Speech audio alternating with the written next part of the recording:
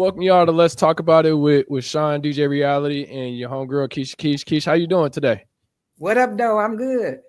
Cool. All right, we could jump right into it, but one thing I do want to say before we do that, I'm kind of sad about how the Lions ended up playing out and really wanted them to go to the Super Bowl. The nigga was trying to figure out ways to get down there. I talked to one of my boys, Jonas. I was like, hey, I might need a place to crash. He's like, man, come on, and but shit happens, and yeah. So even before we jump into the topic, let me just ask your opinion. This is sports. This isn't a relationship or anything like that. But how do you feel about the Super Bowl?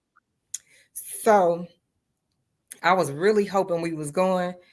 I was actually, when they played, I was on a cruise. Surprisingly, it was like a ton of Detroit people. All you seen was Detroit stuff on the cruise, especially the day they played.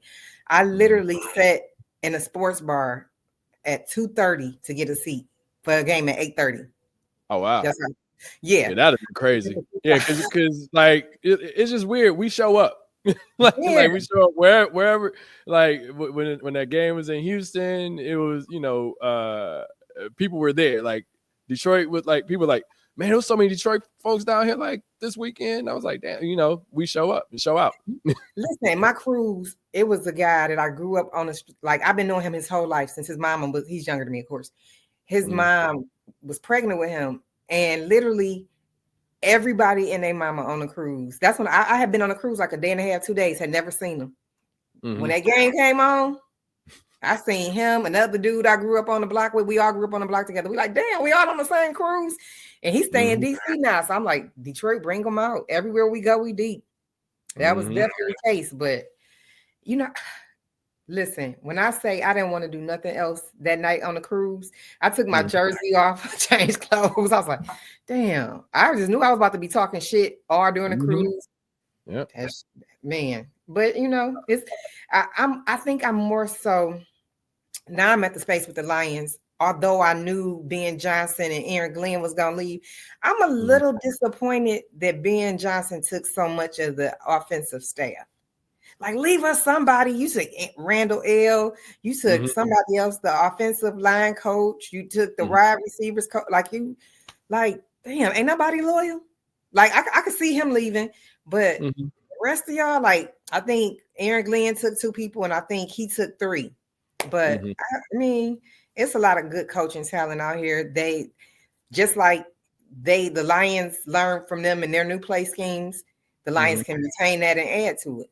So yeah, definitely. And most of the time when coaching, whether it's offensive coordinator, I mean, at least the head coach is still in place, but usually like say if it's a head coach, bring his coaching staff, like which means that everybody that was there before him is gonna get fired. So like if a coach get fired, like at the head coach level, most likely the offensive coordinator and the defensive coordinator is gonna be gone too, unless they had a good defense, but they couldn't figure out the offense or something like that. But usually they take everybody with them. Like you look at Nick Saban, he's not coaching anymore, but and he'll take his whole coaching staff with him and be done with like it. I was gonna say, when he left Michigan State, Bobby was probably the only one. I think like Bobby and like 2 or 3 other people were on. Coach Manny, what was he, like the workout coach of physical fitness? But for the most part, when he left, he did take a lot of the coaching staff from Michigan State. So yeah, it happened. And that motherfucker went and won everywhere, every goddamn else. I mean, we won the Citrus Bowl that year, but I'm like, man, I was like, I still to this day don't understand, and I've never seen him talk about it. He's been doing some recent interviews talking about like his recent tenure at Alabama, but I've never heard him speak on like what happened in Michigan State, because he left in November, like December, before the Citrus Bowl. So he like, we won the Citrus Bowl. We played Florida that year. But, I went to every bowl game we played in, even the bullshit one in San Jose when they played. What was that, 99 or 2000? It was a bullshit bowl, but I went. It was a bullshit bowl. It's probably 2000, 2001, because 99, 2000 was the year. Wait, hold on. We won the Citrus Bowl. That was 2000. Yeah, that was 99, 2000. And then after that, it kind of went downhill. So because that the year that we went to California, Chuck Rogers played. So it was a 2000, 2001 season, I think. No. Yeah. You said Chuck? No. Chuck Rogers played in the one we went to in San Jose. because I went with his mom. So it was either the 2001, 2002 season. I think it might have been 2000. I might have been because he got drafted 2003. Yep. So that was the 2002 to 2003 season. He had that was his breakout year. Mm-hmm. So yep. So all right, let's go ahead and jump into it. Let me ask you this question, or I mean, if you want to lead off, you can. But we've been talking about situations as far as what's offensive and not offensive, right? And it's like how you have to be extremely careful in these days. And one of the scenarios, as an example, was girl that couldn't get into the Uber car or Lyft car or whatever the Uber, whatever the driving service was. But how do you feel about that? Like, and we can delve even deep into it, but I just always feel like if you don't like something or if you don't approve of something, you're automatically racist or you're automatically shaming people. Yeah, it's like, well, I could say something like, I don't like to go to gay clubs, and it'd be like, well, why don't you like gay people? It's like, nah, gay people cool. Like, like I ain't got no problem with that. Like, shoot, suck a dick, eat a pussy, like whatever you want to do. Like, shit, ain't got nothing to do with me. I don't care. So, like, why is that always a big deal? Or, like, with the overweight thing with the woman in the car, is like, he didn't want you in his car. It was a lot of people saying like he was fat shaming, and I don't consider it fat shaming. I mean, it's just the honest observation. You just be real. Like my daughter, ironically enough, my daughter's 13. She came downstairs. She was playing a video, like a reel or some TikTok, where the young lady. This was earlier today. She's like, "Yeah, I don't think I'm as big as I am." So like, I don't know if it's the opposite form or anorexia. I don't know, but maybe it's like a mental. I don't want to call it delusion, but it's a little on the delusional side. But it's I'm trying to think of a nice way to say this because I don't want to be offensive.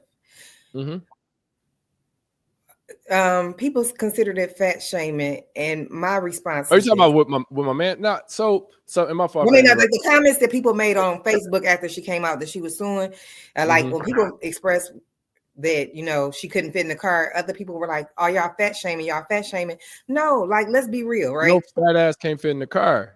Yes, like, that's just the bottom line. And if he don't want you in his car, that like I think people have a choice, or they have the that right option to make that choice. Like you don't.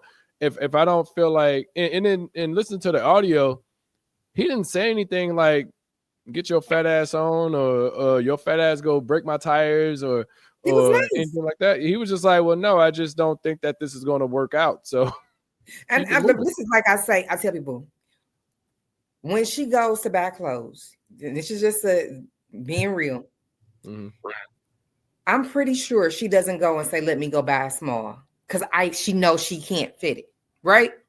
You can look at something. And I don't care if you don't think you small. When you put on your clothes telling you. When you got to buy 5, 6X and it's still a struggle, and everything has to be extra spandex, that should say, you might need a bigger size. So the same applies with the vehicle. When you looked at a motherfucking compact car, it's a small, like getting a small shirt, and you can't fit it. Like I can look at certain clothes and be like, I can't fit that. Before I even take it off the rack and decide to buy it, I don't even have to try something on and go in the fitting room. You can look at shit and say, I can't fit this. Either it's going to be too small or it's going to be too big. But your eyes tell you that this is not for my body size. So I don't feel like it was offensive. Like I think she was on the radio and was like, yeah, Detroit hurt me bad talking about me. What the fuck you thought was going to happen? Let's be real. Because I know somebody who's obesity is real. Like obesity is a thing. Like and it wasn't as if he was coming off as like I said, he wasn't like, get your fat ass out of here and saying whatever. He was just like, it ain't gonna work, and like I said, it comes down to his opinion and keep it moving. Like she wouldn't have fitted him. If she got stuck, she'd have been trying to sue him. Yep. And then Like everybody's like, oh, it's Uber and Lyft. Like it shouldn't matter. I was like, no, it's his vehicle. right. Uber or Lyft don't own your vehicle. You know what I mean, they own a service that's being provided. But if he says, hey, you go have to catch another Lyft or Uber, then shit, that's just what it is. So. I have a friend, a personal friend of mine, here in Detroit, and he's done Lyft.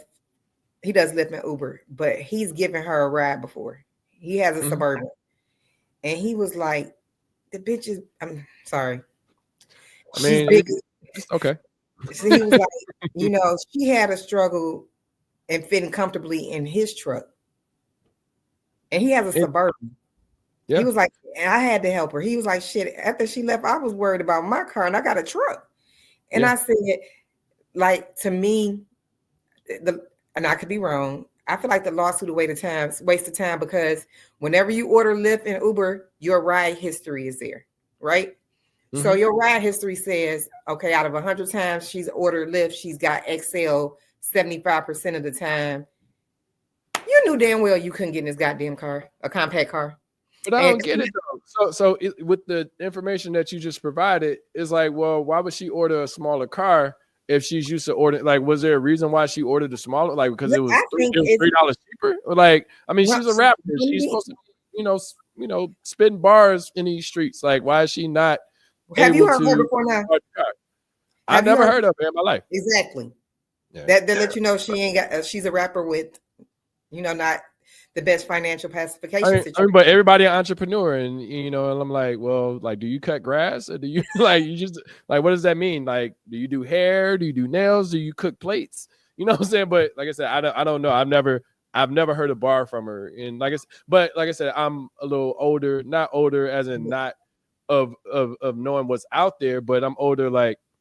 Shit, it could be a rapper that I don't know of that can be the popping thing, but I've never heard of her, and that's from a DJ's perspective.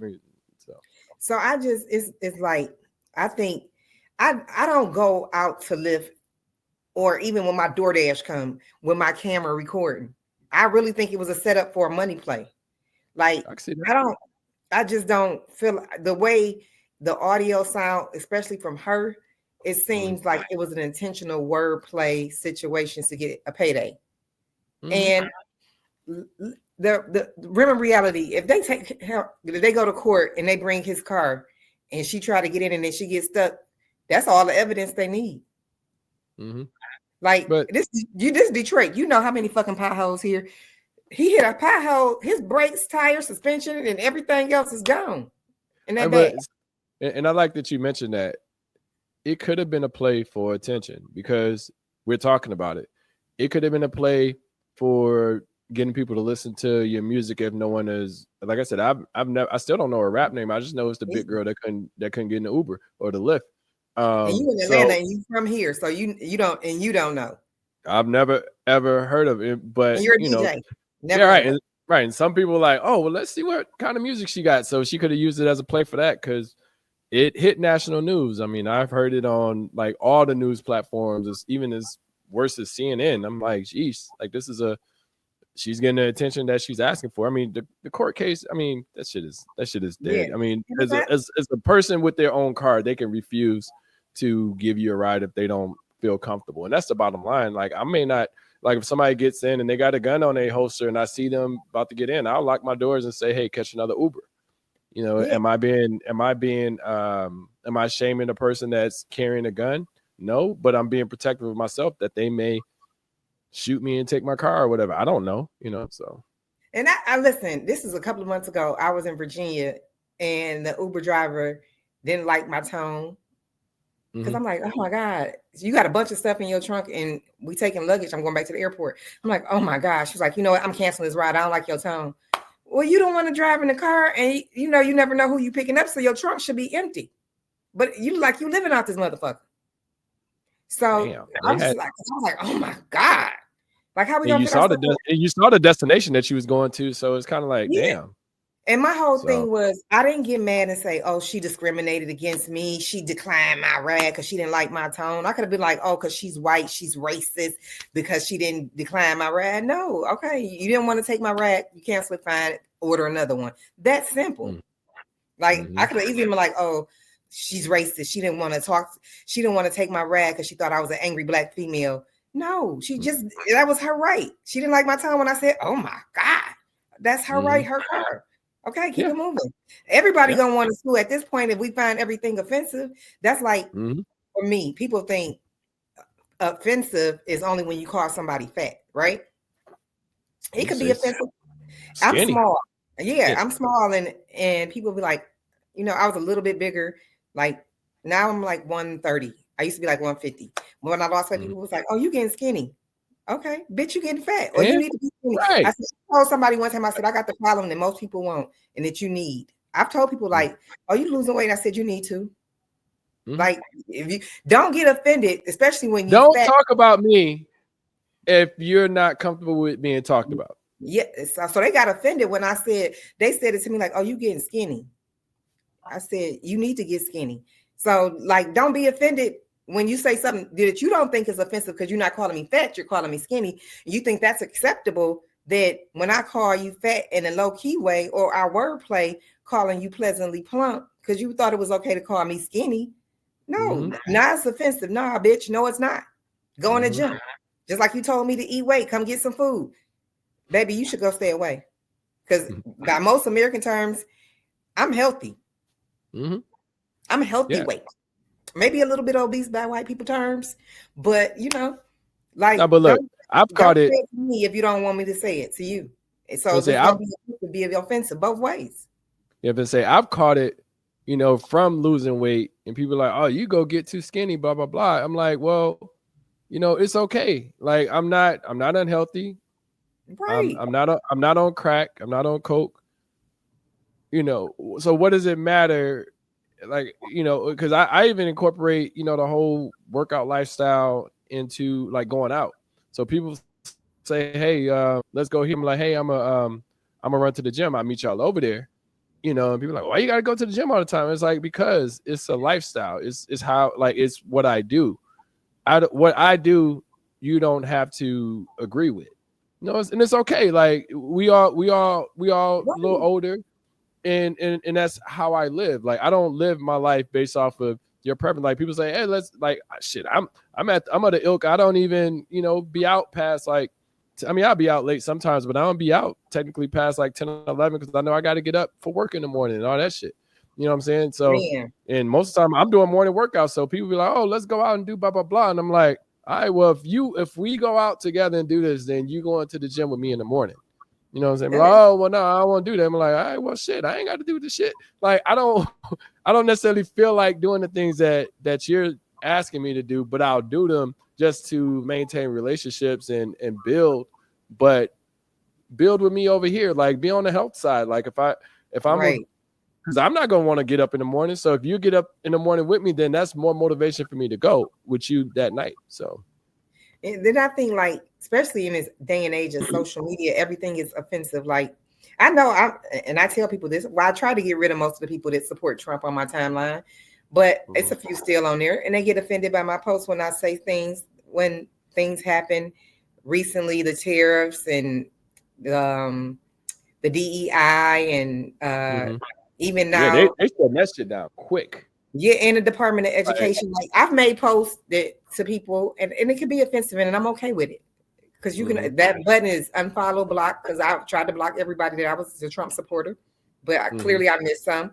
But I call people that voted for him low functioning and remedial, and that's just how I feel, because you couldn't in right conscience educate yourself about politics or Project 25 and 2025, or just him as his moral compass, like what he's did to the Central Park people, what he's did with the red line and back in the day with real estate in New York. Like, people always try to put, I call them convenient Christians.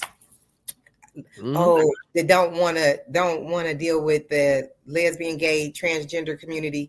Oh, they voted for him because they don't believe in that. It's tearing down the black family.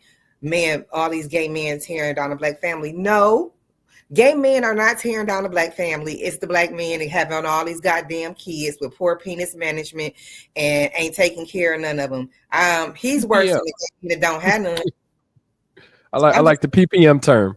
I use poor penis management. Listen, this PPM is coined my term. I've been using it for like 5-6 years. Came up with it myself. It Okay. started off Put the the little PPM. TM on No, it. PPM came from poor pussy management because I've had some, hence my baby daddy. But poor penis, poor pussy management. But I feel like those things, poor pussy, poor penis management, are more detrimental to the Black community than somebody being gay or lesbian. Because there's plenty of gay and lesbian families out here who are raising great children, empowering them, uplifting them, educating them. So for people to try to use that to me is offensive to people who are gay, lesbian, and transgender. And I'm by no means. I'm all about whatever makes you happy. On Judgment Day, I don't have to stand in front of God for you. I don't have to be accountable for you. You are accountable. Nigga, you gay, shit. Like, and that's like people, I ain't fucking you, shit. Like, I feel like do what you gotta do. Some people are so judgy that when you come off so judgy, judging people about how they choose to live their lifestyle, just how like you choose to live yours, that you come off negative. Like, if that's what they want to do, at the end of the day, that's their life and their story to tell before God, just like your life and your story, which you may think is perfect. We might all think we live in a perfect life. But if to God, he like on Judgment Day might be like, nah, girl, you did this, you was mean to somebody that only wanted your help. You judged somebody because of how they was dressed. You judged somebody because they didn't come to church. People just so judgy and ain't judging themselves. Like I tell people, sometimes I have to pray that God save me from myself, because sometimes I'm my own worst enemy. I know I'm trained to go, but people always judging people like they perfect, especially on social media. And then they don't think what they say is offensive. Yeah, it's offensive. Everything is offensive to some group. Everything is offensive. Like, you have to be very cautious of the things that you're saying. Like, don't get me wrong. I mean, you should be protective of the words that's coming out of your mouth. But at the same time, everything is offensive. It's like, well, I don't like that shit. It was like, is it because he's gay? Is it because they're fat or bigger? Is it because they're skin? Like, everything is offensive, and people can find a reason to poke holes into your topic or into what you're saying and say, oh no, that part is offensive right there. So everything's offensive. Yeah, somebody's going to find what we just said in this last 20 minutes offensive, and it's okay. It's like, how you feel about me and what you say. I sleep good at night. Yep. Just saying. Yeah, because I know offense comes down to intent, and I think that's the bottom line. Like, do you intend to hurt someone by the things that you're saying? And it's like, well, go ahead.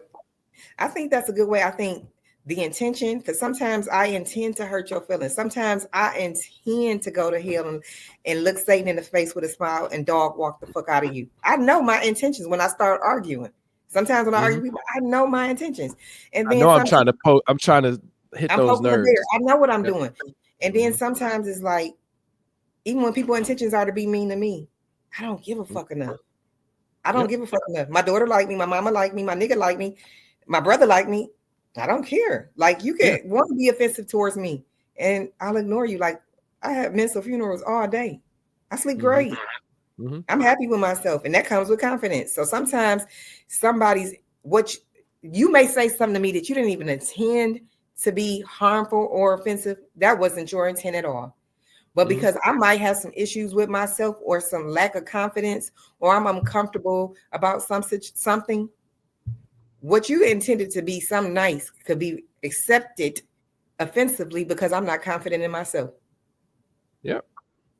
Sometimes it's not even the person that's delivering the way you receive the message.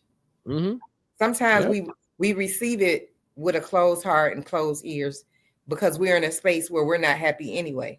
So everything is going to be offensive because you're not happy with yourself or happy with life, and you're miserable. So everything is going to seem negative when you're not happy, no matter what the intent is.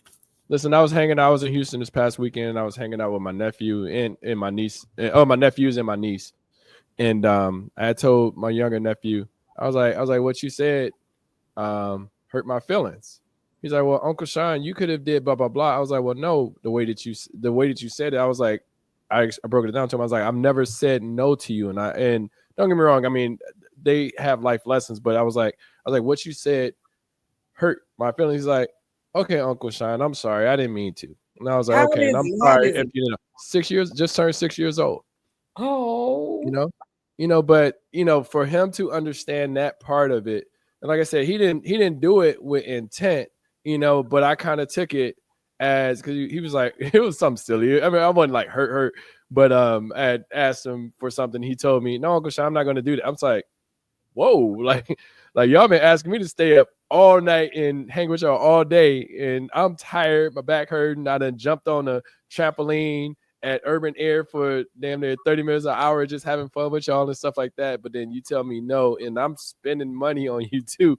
And and I broke it down to him. I was like, yeah, I was like, what you said hurt me earlier. And he was like, well, Uncle Sean, you could have. I was like, well, no. But even what I could have done, you heard me. He's like, okay, Uncle Sean, I'm sorry. I didn't mean to. And I was like, okay, I'm sorry for taking it the wrong way. And then we was buddy and we put together some Legos for the rest of the night and until like 1:30, 2 o'clock, and we was good. But that's the problem. Like a lot of people don't know how to apologize and understand the people that you like. Don't even if there's not intent behind it. And that's why I won't apologize necessarily for what I said. I'll apologize for the way it made you feel. Like, my bad. I did not mean to make you feel that way, but that wasn't the intent behind what I said. Like, I won't say anything about, like, if I say, hey, I don't know, I say something about somebody that's gay, but I'm not saying it because they're gay. I'm saying it because maybe I don't fuck with them. You know what I'm saying? So if somebody was like, right. oh, you said this because I was gay, I was like, no. I apologize if that's how you took it, or I empathize with you, and I apologize if that's the way you took it. But I'm not apologizing for what I said because I'm not saying it because of your Sexual status, your sexual preference. So. I think people they receive things based on how they're feeling in that moment. And just like you just said, my nephew, I spent all this money, gave him all this time, jumped around for 30 minutes. Kids ain't thinking about money. They thinking that's something you're supposed to do. And sometimes people get to a point where in friendships, relationships, that they think you're supposed to do it, that they don't feel like they're hurting you. Like your nephew didn't feel like it because he was like, well, you spending this money and doing the trampoline, you're supposed to do this. So what you're doing, what I said shouldn't hurt you because you were supposed to come out here and spend your money. You were supposed to come jump with us. Yeah. You were supposed to be the fun uncle. So that was, what I'm saying? His man, he probably like, I love my Uncle Sean come because he the fun uncle. And on top of that, he's a kid. Yeah. He's not an adult. So these are learning moments for him. As an adult, not to say that you should have already been past that, but you need to, you have to figure out like people's intent.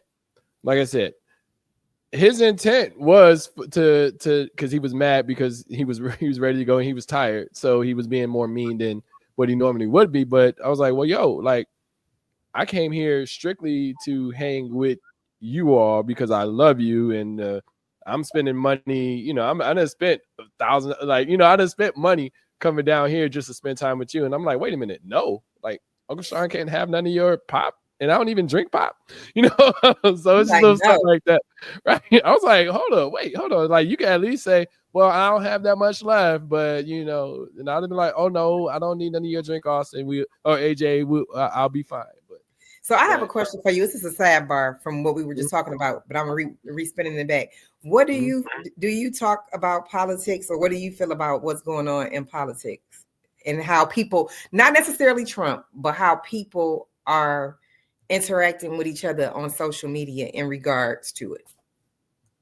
No, we could jump into it. I mean, I've never been against church and state. I've been against church and state, like trying to develop relationships, like engage, like intimate relationships. But other than that, I care less. Now let's jump into it. I mean, the DEI stuff is kind of crazy. I mean, everything that's going on right now, people's interactions, red or blue, or if I'm taking this side, I'm taking this side. It's like, it's always intriguing to me because the people that I work with, or just within corporations in general, I look at them a little bit differently now within, the current administrations, whether not even strictly with because Biden just left out, but I would say within the Trump administration from 2016 to 2020 and then up to 2024 now, like I look at them, I'm like, well, I try to understand their way of thinking, to say, and not to say that they're coming out, I'm Trump or anything like that, but I'm trying to understand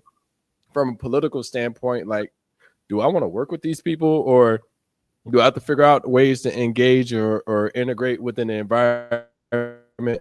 Because we're all not going to be a groupthink methodology where we all think the same way.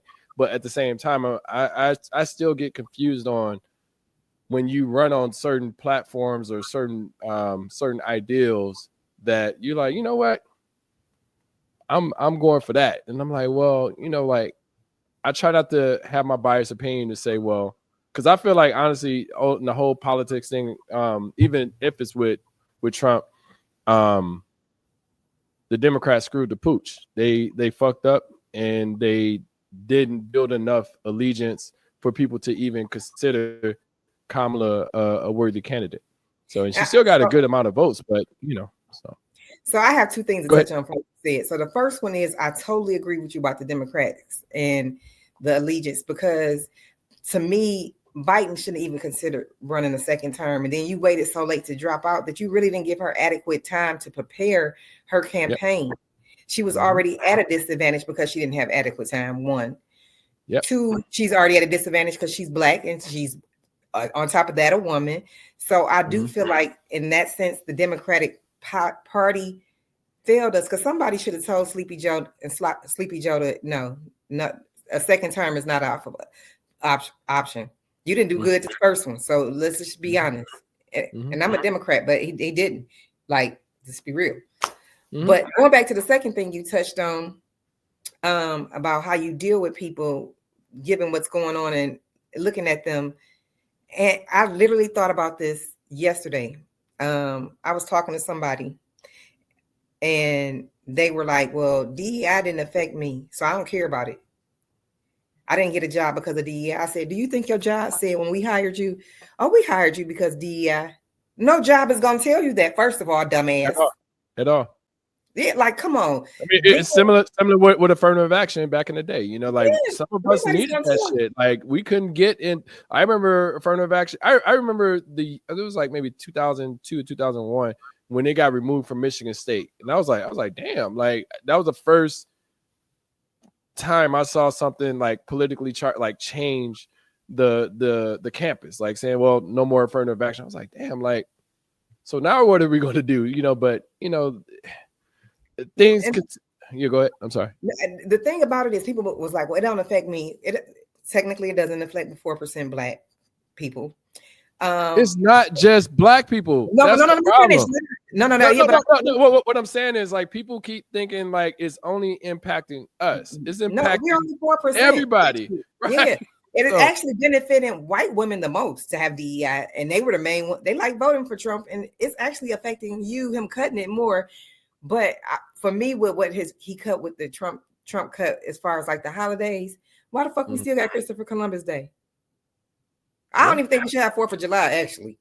Like, and then we don't have to celebrate Thanksgiving because the Pilgrims stole this shit from the Indians. So we gonna take out some days. It was Juneteenth, and that's about it. That's the only they gave us Juneteenth, and they gave us Pearl Millen's pancake mix, and that's all I remember.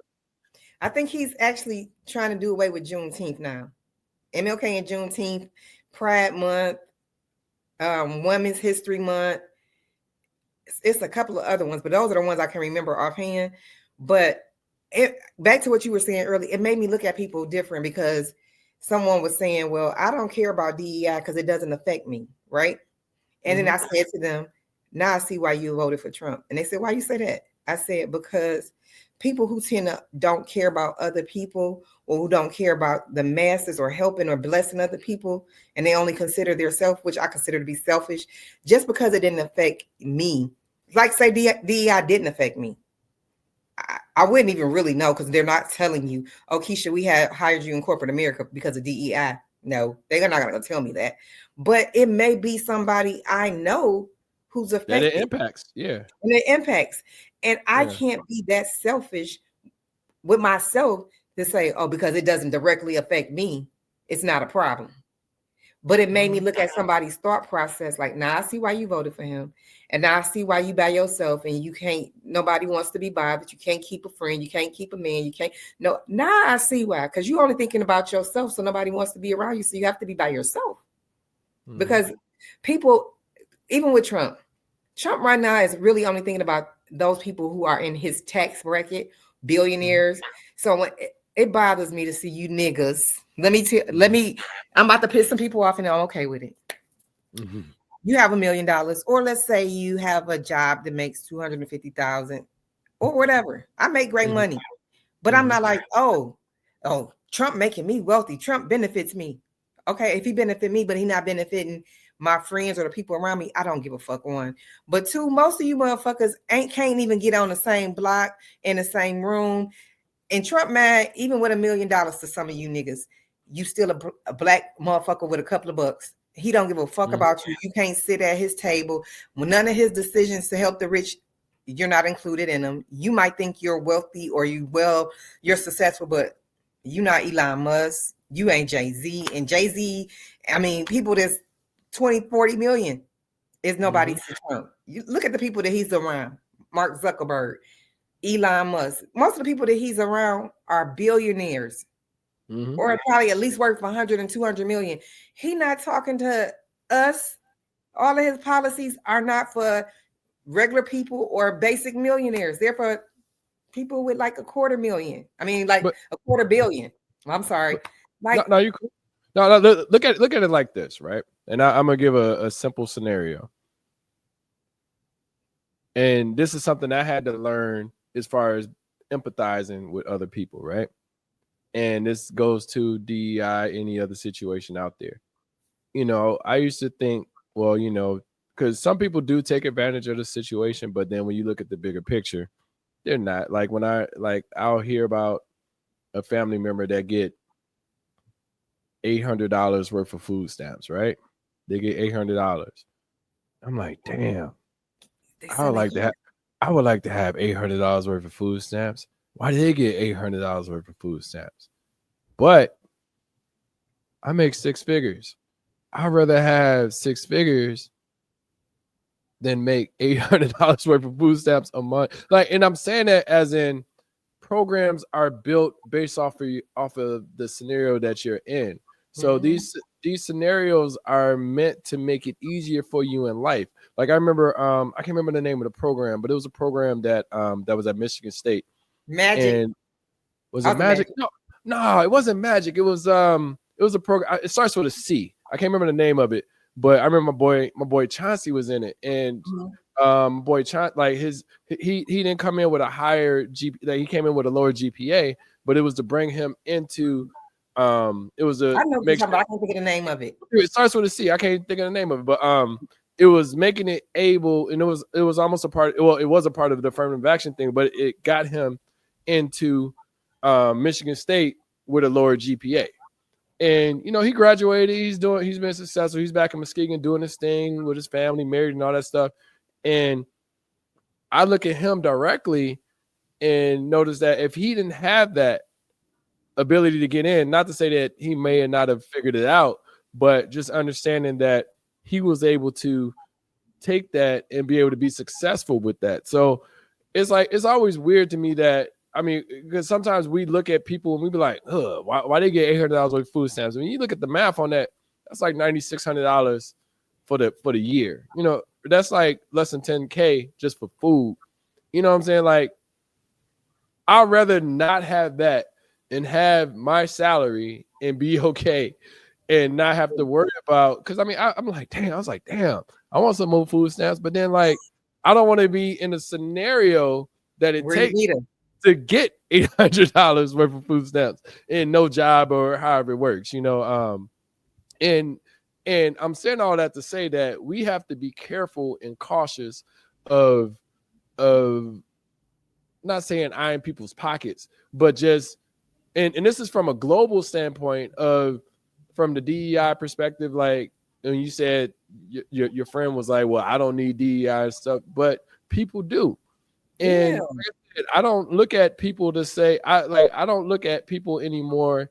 And I say for years, like I just had to give up on trying to figure out why this doesn't work for other people or why this works for other people and not me, because I'm not in that bracket. Like I want people to figure out how to be successful and build off of these programs. Like I thought the DEI was a pretty good program, but I'm seeing like it being pulled immediately. Like there's no wait period or anything. Like Trump just got into the motherfucking office and Woo. that shit is like out. Like shit is changing. You know, now I'll say this about Trump, and I'm not like a Trump fan, but the things that Trump, this is as a president, the things that Trump says that he's going to do, whether you like it or not, he does it.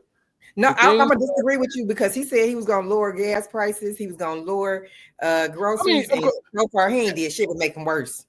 Yeah, but I'm saying like the initiatives that he just recently said, like whether we like them or not, he's they are starting to do those things right now. Like I haven't seen a president do that since Barack, and even Barack, it took a minute, you know what I'm saying, to put his situation in place to be able to make change. Like Trump, like I said, right or wrong, he like, you know, he looks good to that red side just because they run the House and the Senate, so everything he pretty much gonna get is gonna pass because they own the House and the Senate, so it's gonna probably pass. You know what I'm saying? Now he ain't got to worry about the Democrats overthrowing it or not passing in the House and the Senate because they're the majority. So he's in a great situation technically to make anything he wants happen. Now let me ask you this: like, have you? And it definitely hasn't happened in our lifetime, but I mean, I don't know if this is a question or more so a statement. Like, I've never seen, and I can't even think, and maybe one or two presidents, but I've never seen a president do a term, not do a term, and then come back and do a term.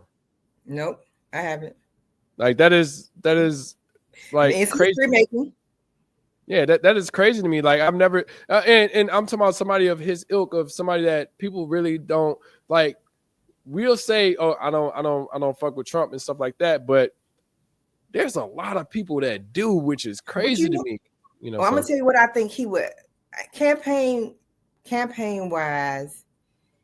Smart, one of the smartest dudes. And I'm gonna tell you why he was smart. He really targeted PWCs and the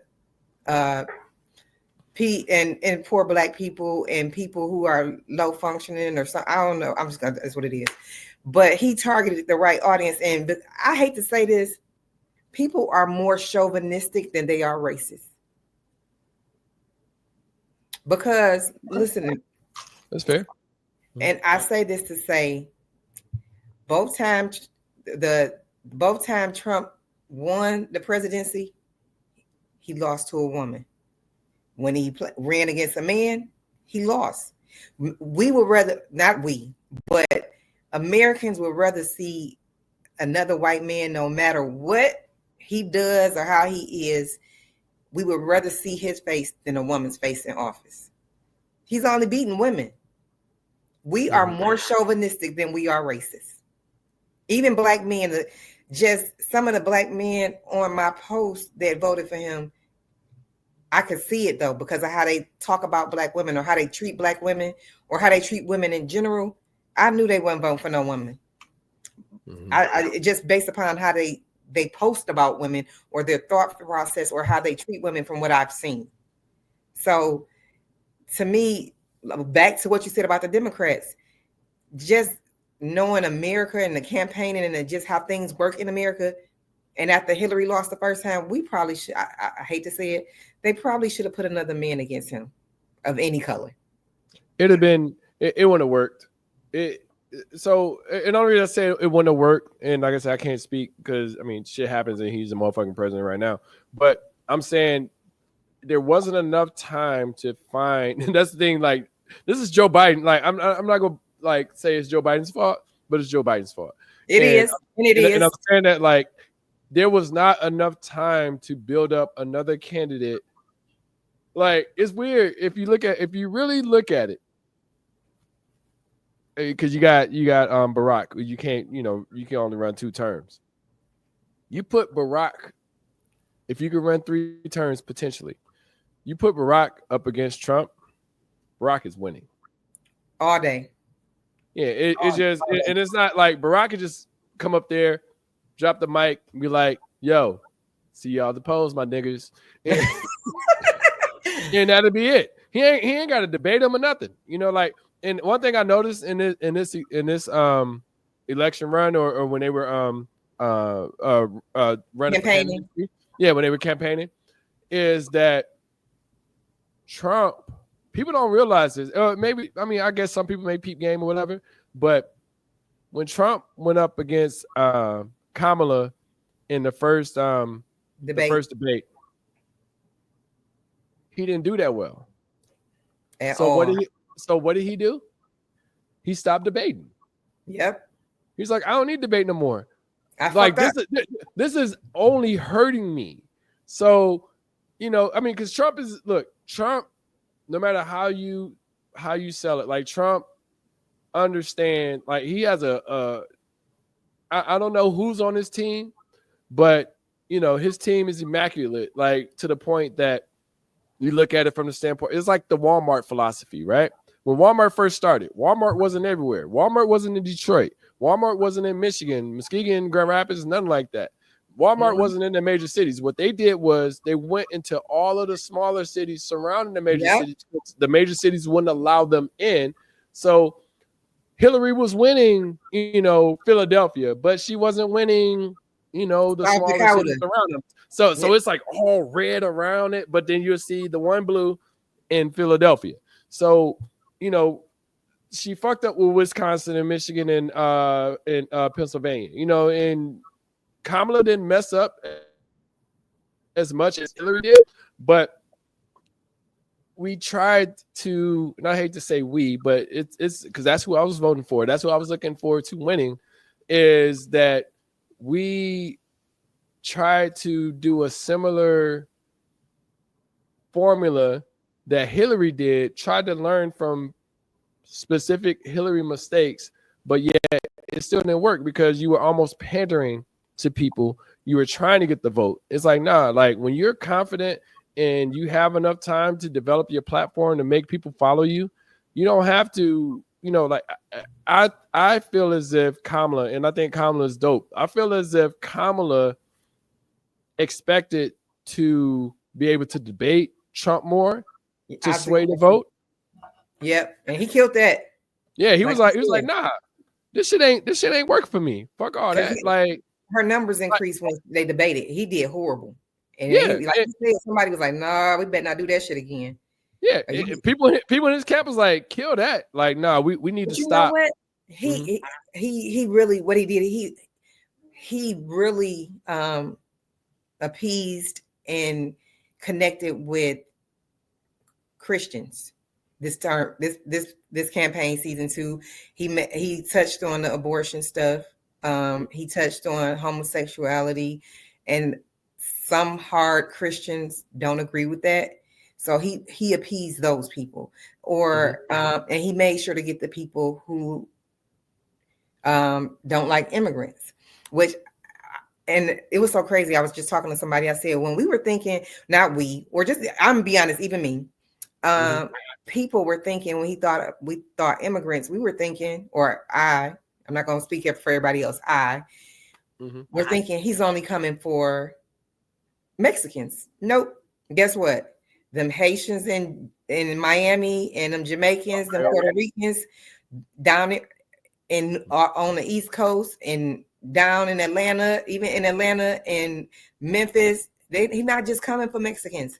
He's coming for everybody that's not documented. So while you were, let's just say you're Jamaican or Haitian and you voted for Trump, thinking, oh, I want to get rid of the Mexicans. Shit, he was coming for your cousins is undocumented. He not just leaving it to Mexico. He made y'all think he was just coming for Mexicans. The way he tried to play it with the Mexican wall and the Mexican. but he was coming for everybody, anybody, any Haitians, Puerto Ricans, you name it, Jamaicans, Chinese, Korean. Look, in a minute, he's gonna be raiding the nail shops, trying to make sure you document it. Yep. Mm-hmm. They weren't thinking about that. Y'all love going to get y'all nails done. Yep. But you love going to the Koreans to get your nails done, but you weren't thinking they might not be documented, so they might have to go back. Mm-hmm. Y'all thinking he just doing it for the Mexicans, which I just don't see the big issue. I'm different. Like the jobs that the immigrants want, I don't want for the most part. And the jobs that I want, they're either not qualified or because they're illegals, they can't apply for them anyway. Yeah, So, but the tricky part about it is, right, because like say for instance immigrants, right? And not just all immigrants. I don't want to say like all these niggas just be doing landscaping and shit like that, but you know, I know like it's a landscaper that come through my neighborhood and he black and he be like 175 to do your yard. The Latino guy comes through, he be like, yeah, 75, 100. He shows up. Facts. He's on time. On time. He goes above and beyond. You know, I don't have to tell him like, hey, make sure you focus on this. He be like, Mr. McMillan, what do I need? I'm like, yeah, that's it. Yeah, you doing it. You know, so but you know, I mean, because when you say like, oh well, those aren't the jobs. Like, it's people that want those jobs, and don't get me wrong, it's the opportunity is there, but you got to provide. And I'll give another example for the person that comes and clean. I have a person that come and clean my house like every 6 weeks or 4 to 6 weeks. And when they come, they charge me like $150. What? Shit. Oh my God. I have a whole ass house. And one of my guys was like, yeah, you know, I'm 275 and above. And I'm like, listen, I had a girl come clean my house and she charged $50 an hour, right? It was somebody I knew trying to support her. Mm-hmm. She didn't tell me she moved fucking slow as hell. She was here 8 hours and only did the main level of my house. I done fed this chick. She smoked weed. I know somebody that owned dispensaries. I gave her free weed. I gave her a bottle of wine, and she done been here all this time, and she ain't even $400, and she ain't even got but the main level of my place. Yeah, I was so mad. I said, "Oh no, never again." I listen. Shout out to Kellen. Kellen comes through, and she comes to clean the fuck out of this house. I'm like, my computer down. Like I fuck with Kellen.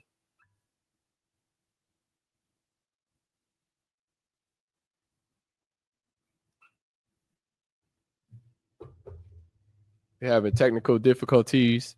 Enough talk about immigrants and how much they charge, but yeah, man, it's like we have to be very conscious and pay attention to what's available to us. Hopefully Trump doesn't continue to, you know, push people out. I think we all have the opportunity to be within the US and not have to more so let's see. Hello? Shantae. Yeah, I can. Yeah, my computer died. I'm sorry. Oh no, you I had to come on my phone. You know, I got the gift of gab. I kept going. Thanks. all I saw was a little spinning window and all that stuff. But I was just saying, like in general, like it's kind of jacked up that he's doing it. But you know, hopefully my house cleaner and the people that do my yard don't get deported. And like you said, it's not strictly just Mexicans. He's coming for everybody. Yeah. You know, and y'all voted for him. You know, like I said, I don't tell people how to vote, but at the same time, you got to understand what the stances that they're voting on and how it will impact you as a person. And, you know, a lot of times, honestly, you know, not to say that it helps or hurt us, but we just got to be conscious of paying attention to the platform that he's pushing. So, and I think I don't tell people how to vote, but the people I see that's complaining the most that I did keep on my friends list about him and his new antics are the ones who are you voted for him. You voted Yeah. for him, nah. Don't be mad at him not thinking you was getting a motherfucking stimmy. I Mhm. seen dumb motherfuckers talking about I can't wait to get my next stimmy. I You want a stimulus check, and but hold on. So really this goes everybody no would no have gave you look a stimulus text. now look, but look at it like this. This goes to what we had talked about before, right? Mm. I didn't fall in the bracket of that. I didn't hate on people getting it just because I empathize and hope that people can get those opportunities. You know, like Yeah. I think they gave me the first one, but after that it was like, nah, you don't get no money. But at the same time, I look, get all the stimulus checks that you could get all the money that you can get from the government. Like I can't Man. be mad at that. You know, like any assistance that can make the world better, I could care less. Like it doesn't, I don't have to be a part of that. And I know that it doesn't, it may impact me taxes wise or anything like that. But at this point in time, I don't even look at my taxes no more. I'm like, fuck it, just go ahead and take it, and I'll be happy with the net. Fuck the gross. Listen. The gross don't even be close. I'm like, God damn, like shit, I'm grossing this, but this is what I'm making and shit. But yeah, like life is easy, man. Like I don't focus on. I never counted what other people are getting or paid attention to whatever other people are getting because they're getting it for a reason. I don't think that these thoughts or these things are just coming up and it's just a spring in the moment. Let's hook up the black people and or let's hook up the all of the ethnic groups and stuff like that. It's like, no, these pieces or these things are here for a reason. They're not here just to hook people up. And so Yeah. So what's your final thoughts before we end the show today? final thoughts is hopefully everybody can get over all of this shaming shit.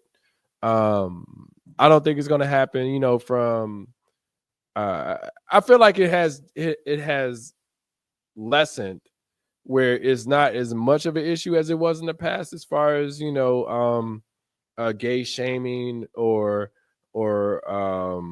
sexuality shaming or size shaming or anything like that. You know, just let people be who they are, but leave people alone as well too. Like if you say, hey, why you all working out and shit, I'm like, bitch, because you fat and you don't do it. And you should know that you should not be offended by that because I'm only reacting to the energy that I'm feeling that you're providing based off of your intent that I feel like is given. So in that part, and then also to just be conscious and understand what your voice or what you're doing, whether it's a small voice, large voice, etc., will impact others. Just know that. Just know that, you know, you say, hey, I want Trump because he does this, blah, blah, blah, blah. Just know that it can impact you in other ways. And just be conscious and be aware that, you know, your actions has effects to it. So, what about you? My final thoughts would be say what you want to say. I'm just gonna be honest. I don't really bite my tongue much. Sometimes I'll filter what I'll say a little Mm-hmm. more just to be more professional sometimes. And then sometimes when I'm not in the mood to argue or go back and forth or I don't give a fuck enough about somebody, I don't even respond. I don't even address. I don't like whatever you say, somebody's gonna find some offense to it. Mm-hmm. So say it regardless. Like, ain't no use to you holding it in. If it's something that is gonna hurt you, if you think, say it. Whoever mad at you, they'll get over it, or you just move on. Listen, that's life. I mean, it's okay. One thing that I've learned within COVID is that, not to say, I mean, I enjoy relationships, but I'm okay with having lesser amount of people around me. My mom said the And older you get, the less friends you'll have. yeah, look what Drake say, no new friends, no new friends, no. Like, I get it. I don't agree with that. No, so I look at it from the standpoint that, of course, I mean, it's kind of a bias, like, but at the same time, you don't need to introduce new people in your life if they're not bringing anything to the table. Yeah, okay. I'm not going to say I'm not going to have agree. new friends, but if they're not bringing anything to the table at this point in time, at this big age, I don't need to be around you. Like, I look at it like, I look at people, and it could be a wrong way of thinking about it, but are you helping me or are you hurting me? And there really isn't no in between. Like, if you're in that stagnant area, you're just kind of an associate. You know what I'm saying? If you help, like, so I limit the conversations that I have with people. I limit my interactions that I have with people just because it just don't. If I feel like there's any negative tone to anything that you're bringing to the table, it just doesn't make no sense for me. I agree. So, and this comes with family. We've talked about this before, but this comes with family. This is like deep down, like, look, if you that cousin that I don't fuck with, I just don't fuck with you, and I ain't gonna fuck with you forever. You like it's just what it is. And won't. I listen. And won't. I don't give a fuck. If I don't listen. I don't do that fake trauma bonding shit. I don't care who died that we both know. If I ain't fuck with you before they died, I ain't gonna fuck with you after they die. So Yeah. Cool. Well, thank you all for tuning in. Make sure you hit subscribe and you jump in and you follow the podcast for Look, Let's Talk About It. Nah, you cool. For Let's Talk About It. Can you hear me? Yep, I can hear you. Make sure you hit the like on the podcast or on the YouTube or even on the Apple Music. Still trying to figure out Spotify for some reason. Things won't load up, but make sure that you you hit the like button and you jump in and enjoy the podcast that we provide. Thank you all for attending, and talk to you soon. Bye.